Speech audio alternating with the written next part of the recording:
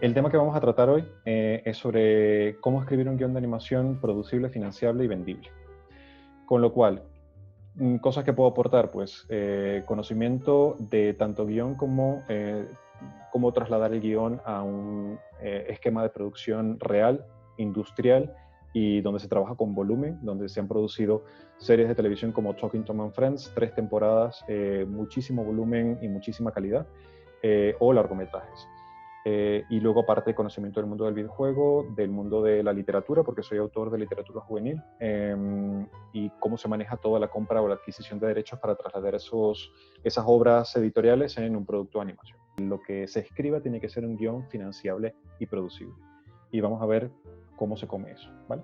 Y lo primero es contar que os habéis interesado por el tipo de guión más difícil que existe, probablemente. Quitando el de videojuegos. Yo diría que solamente hay una forma de arte más compleja que la animación, que es el videojuego, porque también contempla mecánicas, mecánicas, jugabilidad, escenarios, distintas ramificaciones, cosa que en animación está menos explorado. Pero la animación es la obra audiovisual más compleja en cuanto a recursos técnicos, en cuanto a equipo, y en cuanto a dificultad a la hora de las muchas restricciones por las que tienes que pasar para poder llegar a un público global que existe. Es decir, es incomparable en cuanto a poner una junto a otra una obra de live action y una obra de animación. Lo cual no tiene que desmotivar a nadie, es decir, justamente por ser tan difícil es que existe una posibilidad de mercado real para aquel que se especialice en animación. Tenemos, por ejemplo, el caso de un largometraje. Es decir, en un largometraje la animación está bastante restringida a tener una duración que sea la mínima posible para contar una historia en condiciones y que no se considere un mediometraje. Es decir, un largometraje de animación habitualmente va a ser muy estricto en estar entre 80 y 90 minutos de duración. Insisto, no es nada de lo que voy a contar, es algo que se puede escribir en piedra e ir con las tablas de la ley a ningún sitio, pero suele ser la norma de la industria, ¿vale? Y un mediometraje pues estaría en ese caso en una tierra de nadie entre la serie y el largometraje, por lo tanto una duración entre 23 y 79 minutos. Casi no sería interesante hablar de los mediometrajes porque no existen, no han existido como formato hasta hace muy poco tiempo, porque la animación te intenta categorizar siempre en casillas muy estrictas desde el primer momento. Tienes una serie que es de 3, de 11 o de 22 minutos. De hecho, las series de 3 minutos ni siquiera existían hasta hace poco tiempo. Tienes una serie de 11 minutos, de 22 minutos o tienes un largometraje de entre 80 y 90. Como no tuvieras algo que encajara con esos parámetros, no formas parte de una posible parrilla de una televisión, con lo cual no tienes un producto que sea vendible, ¿vale? Pero ¿qué ha ocurrido con las plataformas como Netflix, por ejemplo? Y aquí os puedo contar, cada vez que hable de Netflix, de Amazon, de Apple, de HBO Max, es porque hemos tenido o he tenido reuniones presenciales con las empresas en Los Ángeles. O sea, o en Los Ángeles o en Madrid, pero habitualmente en Los Ángeles, que es donde nos movemos Arts Anime, o en mercados como Annecy, Cartoon Business, Cartoon Movie, etc. Entonces son comentarios de primera mano. Netflix ha intentado flexibilizar lo que es, por supuesto, la duración de cualquier contenido, porque no se rige por una parrilla de contenido tradicional, o sea, no tienen pauta publicitaria, no tienen que constreñir ningún contenido a una duración determinada. Con lo cual, de pronto, el concepto de mediometraje, incluso la animación, empieza a estar sobre la mesa. Luego, vamos a ver cuáles son las características de un guión de animación que son específicas de un guión de animación, ¿vale? Hay más, pero estas son las que consideramos en Arts Anima que son las que condicionan claramente un guión de animación. Por una parte, el guión en animación es más importante que en ninguna otra producción audiovisual y al mismo tiempo es menos importante. ¿Por qué es más importante? Primero porque no tengo, como en un rodaje de live action, capacidad de grabar más escenas y arreglar la película en montaje. No puedo hacer eso. Es decir, no puedo producir más minutos de los que estrictamente necesito porque cada minuto que produzco es coste que se va. En una grabación en directo, obviamente también cada minuto que pasa una cámara encendida o un foco encendido es dinero que gasto, pero es mucho menos dinero comparativamente que si hago animación. Y en animación cada segundo cuenta, ¿vale? Entonces no puedo resolver los problemas de montaje, tengo que tenerlos todos previstos desde el primer momento en fase de guión, ¿vale? Pero al mismo tiempo tiene menos importancia porque muchos de los, quiero decir, cuando realmente encuentres el ritmo de la obra va a ser cuando pases a storyboard y sobre todo a animática. Luego, conciencia de presupuesto, lo cual es lógico y viene vinculado a todo lo que estoy diciendo con anterioridad. Tenéis que tener en cuenta que producir animación, esto es probablemente lo más difícil de todo. Es un proceso tan lento que no te permite reaccionar rápidamente a las tendencias de mercado. Puede que tengas una reunión con una plataforma en julio y te digan, estamos buscando series para niñas, adolescentes. Empiezas el proceso de escritura, de diseño, de incluso te lances, que sería una locura, hacer un pequeño teaser de tu serie, y cuando vuelves a reunirte con la productora ha pasado tanto tiempo, porque es el tiempo necesario para producir animación, que ahora la plataforma te dice, ahora busco una serie para preschool y que se emita en YouTube. Entonces, bueno, eso lo diría YouTube. Entonces, los tiempos de producción son tan largos que no te permite reaccionar rápido. Eso significa que o tienes que tener dotes de clarividencia y pensar por dónde van a ir los tiros de aquí a 12, 24 meses, de hecho 18, 24 meses, o te focalizas en crear un contenido de calidad, que no importe el momento en que lo presentes, porque no responda a circunstancias, sino sea algo simplemente bien hecho. ¿Cuál es el proceso de producción de animación? Porque lo estamos mencionando muchas veces, tenemos que ser conscientes de él.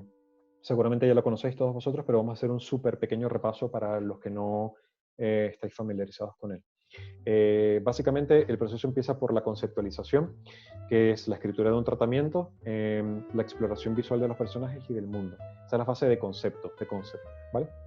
Es lo que voy a utilizar para empezar a sumar talento al equipo, para convencer a un productor de que apueste por mi proyecto, para convencer a mi jefe, si trabajo ya para una productora, para convencer a mi jefe de que apueste por este concepto y no por otro. Y básicamente es porque son las herramientas mínimas necesarias para explicar qué quieres hacer. Un tratamiento, una exploración visual, idealmente del protagonista, y sobre todo empieza a ser muy importante el mundo. Luego vendrá la fase de preproducción. En preproducción ya empiezas a gastar mucho dinero, con lo cual tiene que estar perfectamente claro todos los pasos anteriores. Pero en preproducción todavía hay cierta flexibilidad, ¿vale? Es cuando vas a diseñar el resto del casting de personajes, vas a volver a rediseñar a tu protagonista, incluso vas a seguramente hacer un scratch track de todas las voces. Ya entramos en producción, y en producción tenéis que imaginaros que que el director de producción está, bueno, esto es el mundo ideal, no, el mundo ideal nunca se cumple, pero estás al mando del timón de un transatlántico, y hacer cualquier viraje implica un gasto energético y una posibilidad de volcar y causar una catástrofe tremenda. Entonces, cuando entras en producción debería estar todo tan tremendamente claro que nada cambia. La realidad es que dentro del pipeline, bueno, este es el pipeline es un proceso industrial en el que aquí entra un diseño de personaje aprobado, se empieza a modelar, se empieza a texturizar, se empieza a se verifica el shading del personaje. ¿Cuáles son las claves de un guión financiable? Primero, ese guión financiero tiene que responder a las tendencias del mercado, pero la animación tarda tanto tiempo en producirse que es muy difícil que esto ocurra. Si no vais a festivales, si no estáis hablando todo el tiempo con productoras o leyendo entrevistas, que también a veces lo comentan abiertamente por internet, no vais a saber qué buscan y no vais a dar en la clave cuando propongáis un contenido que de pronto no sea lo que les interesa en ese momento. De todas maneras, hablando de generalidades, lo que suele gustar en este momento son series o películas CG.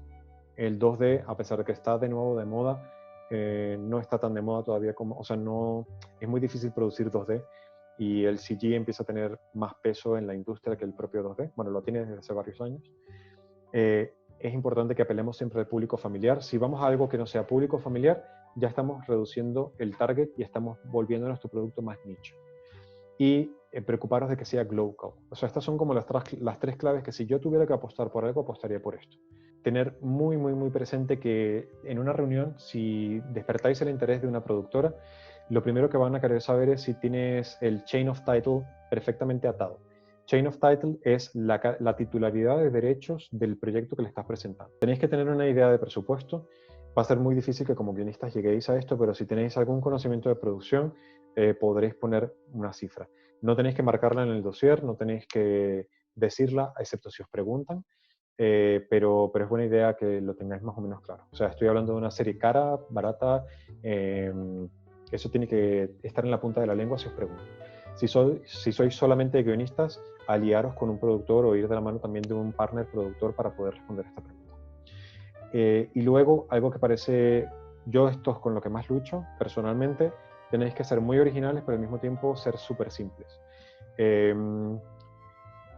Creo que una buena idea sería desarrollar una idea y complicarla y desarrollar muy bien el mundo y el personaje y darle mucha profundidad y luego empezar a quitarle capas. Luego venir con las tijeras de podar y recortar, recortar, recortar, recortar hasta que quedéis con la silueta de ese personaje, con algo que se pueda escribir en una servilleta y emocionar a la persona con la que estáis hablando. ¿Qué buscan las plataformas? Cada plataforma busca algo diferente, cada una va a intentar... Cuando digo plataformas y no me centro en televisiones es porque la RAI, Televisión Española, o sea, las teles públicas van a buscar contenido con un valor educativo y habitualmente para niños, no para adolescentes. La conversación más interesante la vais a tener con una plataforma o con una productora que le interese explotar la publicidad en YouTube. Con ellos, lo que os sugeriría sería tener un casting diverso. Tener en cuenta la palabra world building. Una plataforma automáticamente le vais a parecer más interesante si le decís, he creado un mundo que nunca se ha visto. Escoger una mitología y modificarlo, coger un lugar en el mundo en el que no se haya hecho ninguna serie de animación y trabajarlo.